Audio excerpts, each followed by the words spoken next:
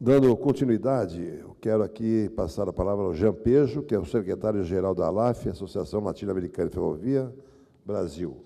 Ele vai falar da necessidade de desenvolvimento do sistema ferroviário de São Paulo.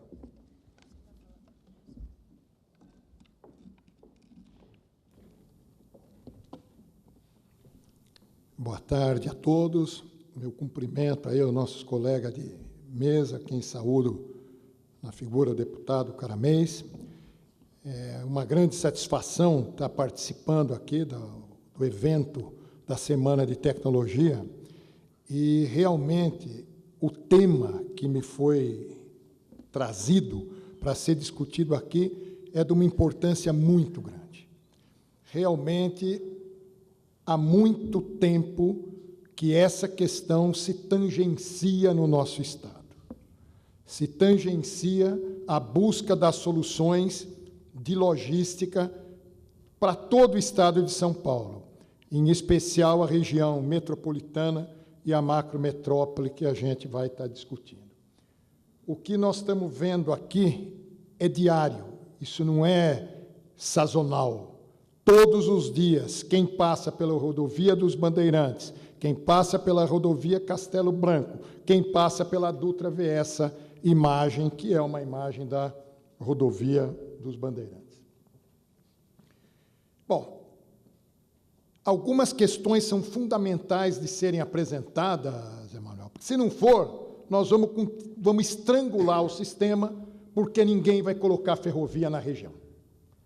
Não adianta conversa, não tem um plano. Você comentou agora sobre o plano que tem ajuda pouquíssimo o sistema ferroviário nacional, pouquíssimo. Então, precisamos colocar essa questão na pauta. E algumas perguntas são fundamentais de serem feitas, até para equalizar um pouco a informação, porque o setor ferroviário tem um problema sério, que ele é mal entendido. A sociedade discute pouco o sistema ferroviário, em especial o sistema de carga e distâncias longas, porque com a retirada dos trens de passageiro, o povo, a sociedade, não vê mais trem. E cada vez mais o trem é colocado para fora da cidade, por conceitos que nós vamos discutir rapidinho aqui, e depois, na sessão de perguntas, podemos detalhar mais. Mas algumas perguntas básicas. Primeiro, a capacidade do modal rodoviário na região está limitada? Primeira pergunta. A resposta é simples de dar. A resposta é sim. Isso é fotografia de hoje. Todos os estudos demonstram que o sistema das grandes rodovias que chegam a São Paulo estão saturadas. E olha, em São Paulo é especial em ferrovia. Das 20 melhores ferrovias do Brasil, 19 estão em São Paulo. Então, das 20 rodovias, 19 estão em São Paulo. Então, você vê, né? A gente tem a ferrovia no sangue. Mas, então, o que acontece? O sistema rodoviário já tem dificuldade de como crescer nessas regiões. Se vocês andarem pela macrometrópole, a situação não é diferente. Se pegar a rodovia Dom Pedro, que leva Campinas, São José dos Campos, pegar as rodovias ligando Campinas com Sorocaba, Piracicaba, Sorocaba, a rodovia do Açúcar, vocês vão ver que o sistema está saturando. Então, qual é a solução? A solução foi muito bem comentada pelos três que comentaram, que falaram antes de mim. Tem que ter estudo. Não é pecado estudar, é fundamental estudar. E o que nós precisamos é estudar a região metropolitana de São Paulo, a macrometrópole, para encontrar a solução logística que resolva essa questão. Segunda pergunta. A região metropolitana de São Paulo e a macrometrópole pode admitir trens de carga? Respondo com total segurança e certeza, sim. Agora, não trem heavy haul, que é outro tabu, nós vamos falar um pouco na frente, para não ser repetitivo.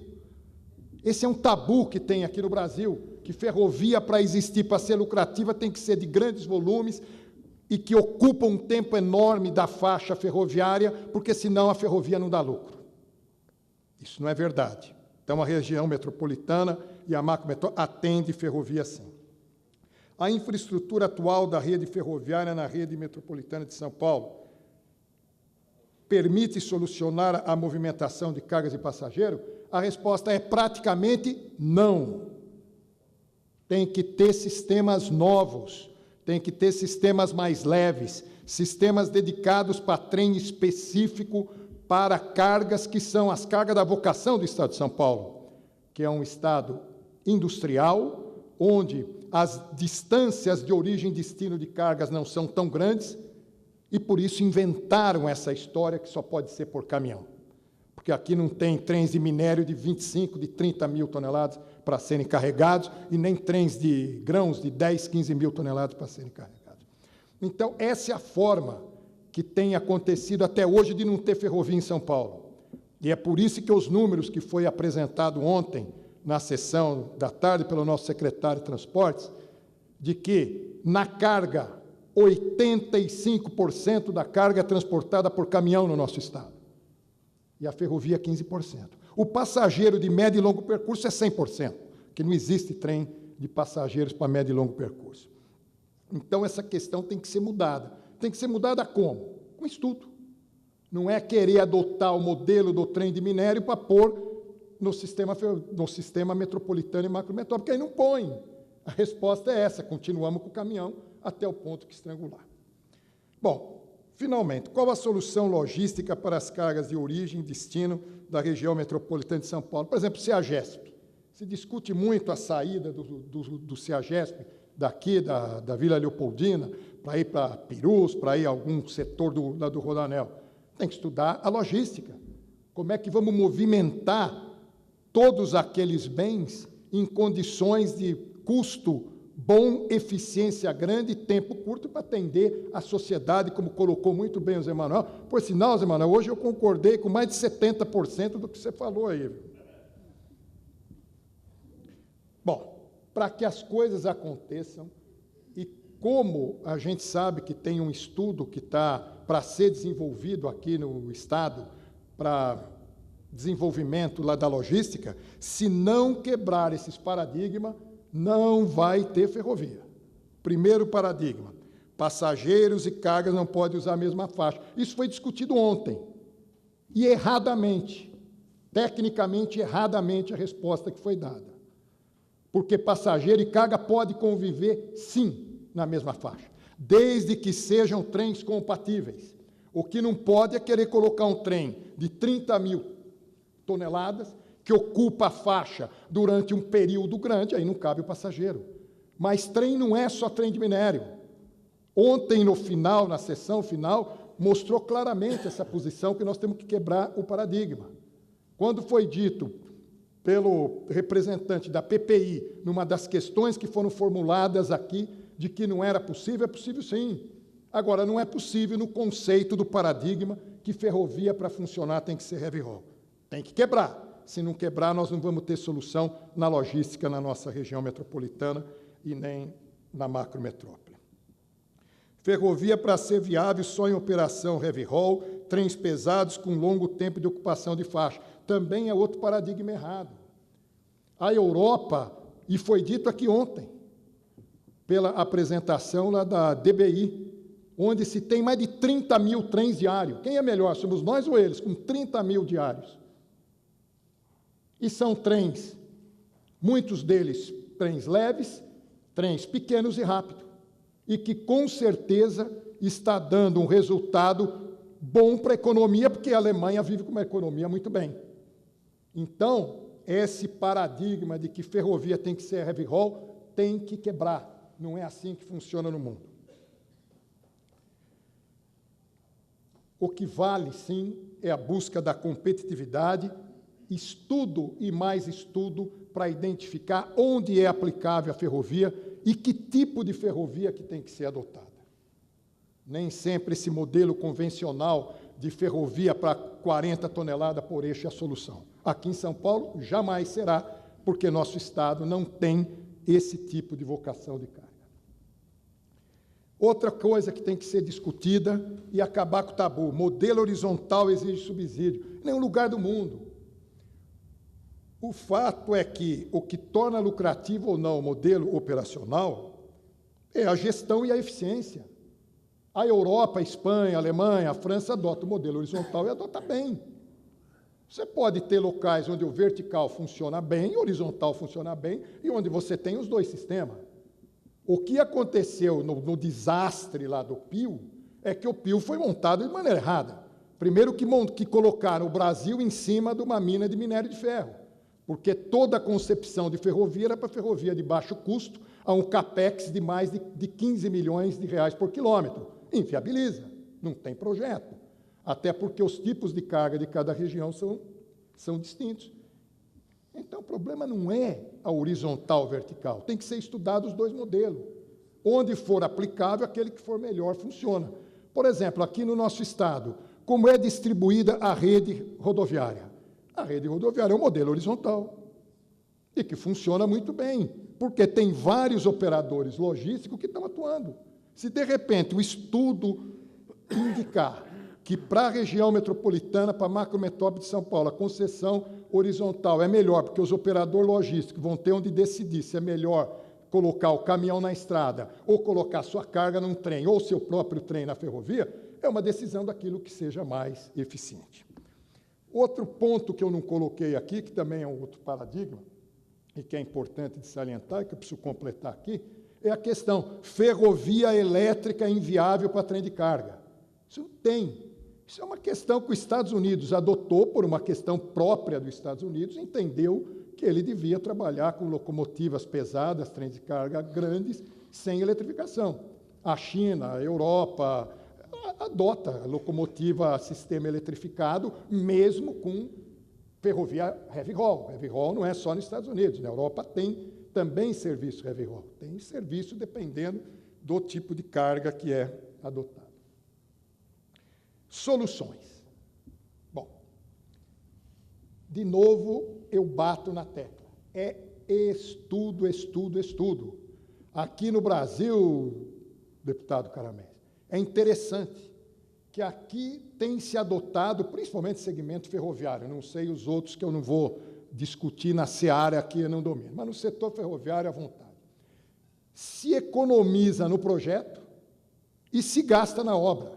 Ou seja, faz uma economia de centavos e se gasta milhões. É muito difícil encontrar um projeto, seja público ou privado, porque o setor público sempre é condenado como a ineficiência e incompetência. A ferrovia transnordestina é um empreendimento privado e vai muito pior do que muitos empreendimentos públicos que vão bem. Que o metrô de São Paulo é público, tem muito projeto que vai bem. CPTM é público, tem muito projeto que vai bem. Então, nós temos que avaliar sempre com competência, e para ter competência tem que ter estudo. Como disse muito bem o nosso Eduardo, né? Fernando. Peguei a sua, hein? Como colocou bem o Fernando, tem que ter engenharia. Hoje nós não temos engenharia, mas por quê? Nós não temos engenharia e a culpa é nossa, porque nós estamos aceitando de desenvolver uma série de atividades sem projeto e fazendo obra, e aí judicializa. Judicializa porque a obra é feita sem ter desapropriação pronta. É feita porque o estudo ambiental não foi feito corretamente, não tem estudo. O cara faz um estudo de traçado olhando pelo Google, e aí todo mundo aceita, porque o preço mais baixo é que tem que ganhar, então a projetista, em vez de fazer sondagem, avaliar como é que está o terreno, cede, aceita e faz uma porcaria, e daí é criticado. Então, isso nós temos que mudar. Solução. Não tem como, na região nossa, não ter a multimodalidade. Nós não vamos trem que vai chegar a entregar a cerveja no supermercado, não vai entregar a mercadoria nas casas, nós temos que ter multimodalidade. Agora, a multimodalidade, vamos pensar bem, os veículos que vão estar trafegando nessa região metropolitana não é o trem de 35 toneladas por eixo, que a Amsted Maxion faz lá para Vale, para carregar trem de 40 mil toneladas, porque não se aplica. O que vai ter que ser desenvolvido, e aí nós temos engenharia, aí nós temos a Maxion para estudar um vagão que tem uma capacidade de ter, sei lá, 7 toneladas por eixo. E daí, se é essa a solução, é essa que foi estudada, é essa que será. Aqui tem esse esqueminha, porque ontem foi falado bastante sobre plataforma logística, e sem dúvida, para nós, essa quando eu digo nós, é a macrometrópole, a região metropolitana de São Paulo, essa é a solução, onde se tem a convivência Para concluir. da ferrovia com a rodovia, com os armazéns, com a estrutura de lazer ao lado, enfim, o que acontece no mundo. Então, gente, essas questões era que eu gostaria de trazer aqui para que seja assimilado, analisada, para que São Paulo tenha efetivamente uma logística adequada. Porque se continuar da maneira que está sendo hoje, adotando-se os paradigmas que são adotados hoje, o nosso sistema será muito mais caótico do que está hoje e nós vamos partir para um caos na mobilidade, chegando numa situação pior que a Tailândia. Muito obrigado. Muito bom.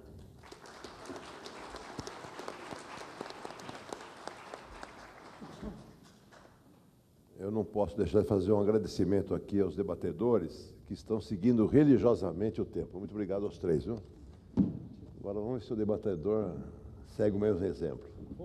Emiliano Afonso, conselheiro consultivo da AEAMESP. Com a palavra, Emiliano. Deixa eu ver. Você vai falar daqui? Eu posso falar. Aqui Esse Adriano.